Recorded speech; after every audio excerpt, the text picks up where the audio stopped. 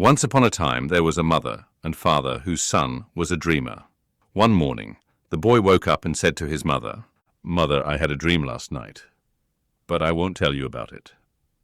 "Why won't you tell me?" his mother asked. "I just won't," the boy replied. Frustrated, his mother spanked him. The boy ran to his father saying, "Father, I had a dream last night.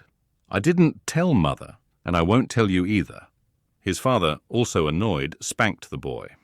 Angry and hurt, the boy ran away from home. After traveling for a day, he met a traveler on the road. "Hello," said the boy. "Hello to you," replied the traveler. "I had a dream," the boy said. "I didn't tell my mother. I didn't tell my father, and I won't tell you either." The boy continued on his journey until he reached the prince's palace. The prince was sitting at the entrance when the boy approached him and said, "Prince, I had a dream. I didn't tell my mother. I didn't tell my father. I didn't tell the traveler, and I won't tell you either."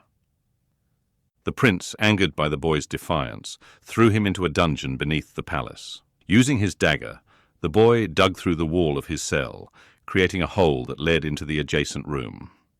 As it turned out, this room was the dining area of the prince's daughter. Finding food in the cupboard, the boy ate everything and retreated to his cell. When the princess came in later, she was shocked to find all her food gone. This happened for several days in a row. Determined to catch the culprit, the princess hid in her wardrobe one day to watch. Soon, she saw the boy lift a large stone, revealing a hole in the wall. He crept into her room, took food from the cupboard, and began to eat. The princess jumped out and grabbed him, demanding, "Who are you?" The boy replied, "I had a dream. I didn't tell my mother. I didn't tell my father. I didn't tell the traveler, and I didn't tell the prince. The prince threw me in prison, so I dug a hole with my dagger and came here. I'm at your mercy." To the boy's surprise, the princess fell in love with him. From that day on, she not only shared her food with him, but also her heart. They accepted each other as husband and wife in secret. One day, the king of the East sent messengers to the prince with a peculiar challenge. They brought a stick with both ends, appearing identical, and said, "Tell us which is the bottom and which is the top of this stick. If you solve this, all is well. If not, you must give your daughter in marriage to the king's son." The prince summoned all his wise men, but none could solve the riddle. The princess, hearing of this, told her secret husband. The boy said, "Tell your father to cast the stick into a pond. The bottom end will sink deeper in the water." They followed his advice, and the riddle was solved. The next day, the king of the East sent 3 identical horses, saying, "Which is the 1-year-old colt? Which is the 2-year-old? And which is the mother? If you solve this, all is well. If not, your daughter must marry my son." Again, the prince's wise men were stumped. That evening, the princess told the boy about the new challenge. "Tell your father to keep the horses in the stable overnight." The boy said, "In the morning have them place a bundle of wet salted hay outside the stable door. The mother will come out first, followed by the 2-year-old, and then the 1-year-old."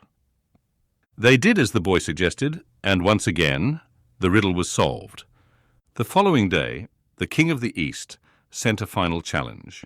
He presented a steel shield and a steel spear, saying, "If you can pierce this shield with this spear in one strike, I'll give my daughter to your son in marriage. If not, your daughter must marry my son." The prince and all his men tried, but failed to pierce the shield. Desperate, the prince said to his daughter, "Go and ask your secret husband to try. Let's see if he can do it." The boy came, and with one powerful stroke he pierced the steel shield with the steel spear. The prince, who had no son, was amazed. He decided to adopt the boy, who was already his son-in-law, and made him heir to the throne. Now recognized as a prince, the boy set out on a journey to bring back the daughter of the king of the East. After traveling for a long time, he met a man kneeling with his ear to the ground. "Who are you?" asked the boy. "I'm someone who can hear what people say all over the world by putting my ear to the ground," the man replied. "Wow, what a man!" exclaimed the boy. "He can hear what's said across the entire world." "Man," said the listener, "a real man is the one who pierced the steel shield with the steel spear." "That was me," said the boy. Then I'm your brother, declared the listener, and joined the boy on his journey. After another long journey, they encountered a man with one foot on Mount Ararat and the other on Mount Taurus. Wow, what a man, exclaimed the boy. He can stride across the world. Man? The giant scoffed.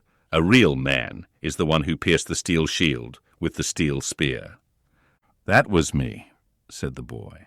Then I'm your brother, declared the giant, and joined their group. They travelled further and met a man devouring loaves from 7 ovens, yet still crying, I'm starving. I'm famished. Please give me something to eat. Incredible, said the boy. What a man whom 7 ovens can't satisfy. Man, the glutton retorted. A real man is he who pierced the steel shield with the steel spear. I did that, said the boy. Then I'm your brother, said the glutton, and joined them. Soon after, they came across a man carrying the entire earth on his shoulders. What a man, exclaimed the boy. Man, replied the earth carrier. A real man is he who pierced the steel shield with the steel spear. That's me, said the boy.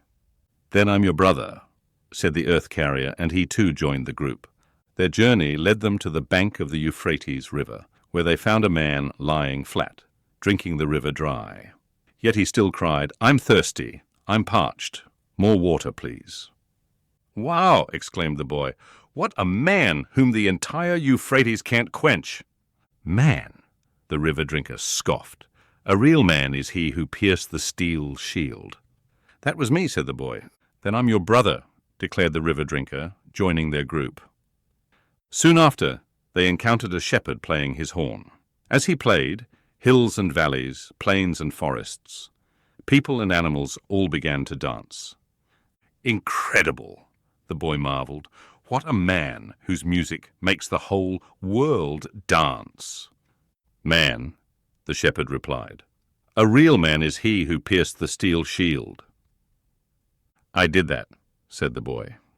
Then I'm your brother, said the shepherd, becoming the 7th member of their group. The 6 newly adopted brothers turned to the boy and asked, Brother Steel Shield, Steel Spear, where shall we go now? We're going to bring back the daughter of the king of the East, the boy answered. You're worthy of her, his companions agreed.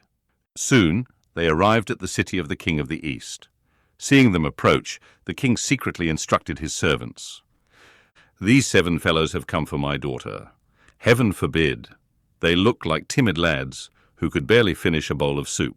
Bake 21 ovens full of bread and prepare 21 cauldrons of soup. Serve it all to them at once. If they can eat it all in one sitting, I'll give them my daughter. If not, I'll refuse. The boy and his companions were led to a room far from where the king was giving these instructions. However, the ground listener overheard everything and told the boy, Brother Steel Shield, Steel Spear, did you hear what the king said? No. How could I? Replied the boy. He's in another room far from us. The ground listener explained the king's plan to serve them an enormous amount of food, refusing to give up the princess if they couldn't finish it all. Don't worry, said the ravenous eater. I'll take care of it. The next day, all the bread and soup were served. To everyone's amazement, the glutton devoured it all and still cried out, I'm hungry, I'm starving, give me more to eat. The king was stunned. Good grief, he exclaimed to his advisers. We couldn't even satisfy one of them. Imagine if all 7 had eaten. Here's what we'll do. Move them to another house. At night pile wood and rushes around the building. When they're asleep, set it all on fire. That way we'll be rid of them. The ground listener overheard this plan too and told the boy. Don't worry, said the river drinker. I can hold enough water in my stomach to put out their fire. He went and drank the nearby river dry, then returned. They all went to bed as usual. At midnight they saw the house was on fire. The river drinker simply blew on the flames, and a stream of water gushed from his mouth. It not only extinguished the fire, but also drowned those who had set it. This made the king even angrier. He declared to his advisers, no matter what, I won't give up my daughter. Now it's my turn, said the earth carrier. If he doesn't give us his daughter, I'll carry away his entire kingdom. No sooner had he spoken than he put his shoulder under the ground of the king's realm. In an instant, he had the whole kingdom on his back. Then the shepherd began to play his horn. Mountains and valleys, plains and forests, and all living creatures began to dance. The world strider walked ahead, clearing the path, and they all proceeded with great merriment. Seeing his entire kingdom being carried away, the king began to weep and beg. "For heaven's sake, leave me my kingdom. Take my daughter and go." At this, the earth carrier gently set the kingdom back in its place. The shepherd stopped playing his horn, and the universe ceased its dancing. The boy thanked his 6 brothers for their invaluable help and sent them on their way. He then took the princess and returned to the prince's city, where a grand wedding festival lasted for 40 days. He married this princess as well. Sometime later, the boy sat down with the child born during his absence in his arms, and his 2 wives on either side. He called his parents to him and said, "Now, shall I tell you what my dream was?" "Yes, what was it?" his parents asked eagerly. The boy smiled and said, "In my dream, I saw one sun on my right side, another sun on my left side, and a bright star twinkling upon my heart." "Was that your dream?" they asked, amazed. "Yes, that was my dream," he confirmed. And so the boy's dream had come true. The 2 suns represented his 2 wives, and the bright star was his child. He had overcome many challenges, made powerful friends, and achieved more than anyone could have imagined when he first refused to share his dream.